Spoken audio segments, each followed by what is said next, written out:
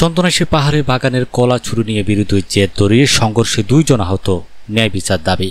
বিশেষ প্রতিনিধি নুরুল আলমের প্রতিবেদনে বিস্তারিত। চট্টগ্রামের চন্দনাইশী পাহাড়ের বাগানের কলা ছুরি নিয়ে বিরোধীর জেদ ধরে সংঘর্ষে 2 জন আহত হয়েছে। আর তো বাগান গরু টরু ফালিয়ে এখন যাইরে কলা ছুরি হয়ে আর তো গিরিশ হিসেবে এলাকার মানুষ দিই গছাই দিই।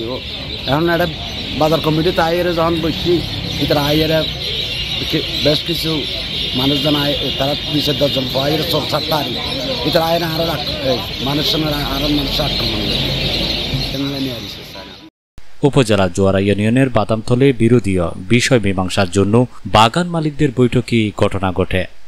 তারা খেলা লই যা বেতল হতকালো জায়গাতেও গই তারা একটা বিশেষ দিয়ে আর বাগান কমিটির আর বাগান কমিটির সদস্য আর কল দিয়ে ঠিক আছে কোন আয় দূর বিচার হতে তো আসছি আর বিচারের মাছ মেন ডাই লই এই জায়গাটা ধরছি এই দূর তারা বাড়াইল কুল লই 20-40 জন পোয়াইরে আর যা মালিকেরও মার্কি এখন আর বাগান কমিটি মানছিল আর হবের মতো নই তারা বার তো ফল এসছি আজ তো খুব বাড়াইল বেগে লইছে দন্তন আর বেশি বাবা হসুর বাবা আর নির্যাতন করবি নির্যাতনের বিচার কারণ আর কেন ভাই আর এই বাবা করার হাতে অনুরোধ করি।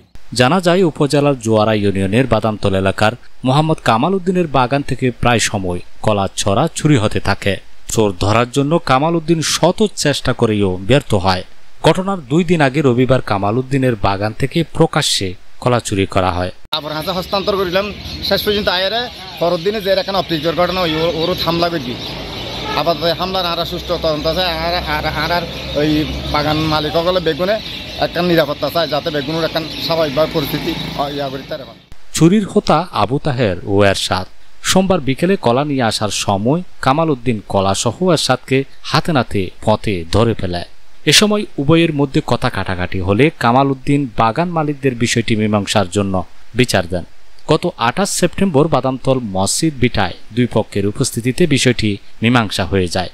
এতে তাহের, এরশাদ, তাদের পিতা আমির হামজা ও অন্যান্যরা প্রকাশ্য বিচার হওয়ায় ক্ষিপ্ত হয়ে পূর্ব পরিকল্পিতভাবে মোহাম্মদ কামাল উদ্দিনকে দলবদ্ধ হয়ে দেশীয় অস্ত্রশস্ত্র দিয়ে এলোপাতাড়ি মাথা থেকে সারা শরীরে আঘাত করে।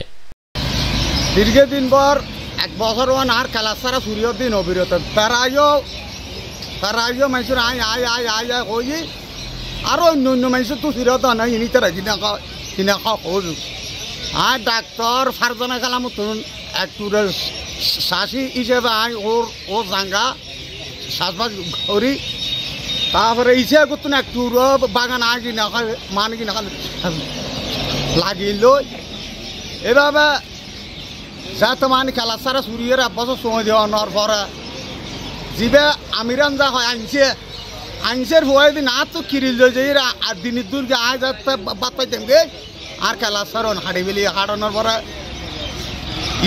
ইসে কই দিবে জাঙ্গার মালিকই আর হয়তো খেলা সারাই তুই হাইটে না হাইতে খেলা না হাড়ি হয়তো খেলা সারাই হাইটে আজ কিনি করি সবুল লাগ মানে সরে আইব যখন ডলি খেলা যাতে হাইটে খেলা নিবিলে আইব ওই আইন বাগান কমিটির বাড়ি অলর হাঁসো ইচেরকান্দির বাগান বাদামতলর বাজার কমিটির হাঁসো এই বিচারকান্দির মাননীয় আর চন্দনাইশ থানার অফিসার অলর হাঁসো বিচারকান্দির মাননীয় টিনো অফিসারের হাঁসো এই বিচারকান্দির ধরনের পর তের আনিয়ে তের ফুয়া তের ফসাই দিয়ে আনার পর একখান বিচারের হাতো এই বিচারত মিজে আর বাগান কমিটির ভাই আর ডেকি আছি এদু অতিরিক্ত বাবা আর আইরে আনি ছুরি মারি দিই এদুকুন মাইছে সামনে বুঝছো না ওই নাই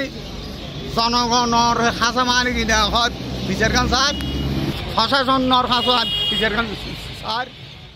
আঘাতে কামাল উদ্দিন ও মুন্সি মিয়া মারাত্মক আহত হয়। উপস্থিত লোকজন তাদের দ্রুত উদ্ধার করে চন্দনাইশ হাসপাতালে চিকিৎসার জন্য ভর্তি করে দেন। প্রত্যক্ষদর্শীরা বলেন, নিরপরাধ কামাল উদ্দিন গংদের উপর আক্রমণ বড় অন্যায়। তারা সকলে এই ধরনের ন্যাক্কার কর্মকাণ্ডের ন্যায় বিচার চেয়েছেন। এ ব্যাপারে কামাল উদ্দিনের স্ত্রী ডেইজি আক্তার 4 জনকে এজাহার নামীয় আসামি করে থানায় একটি মামলা দায়ের করেছেন।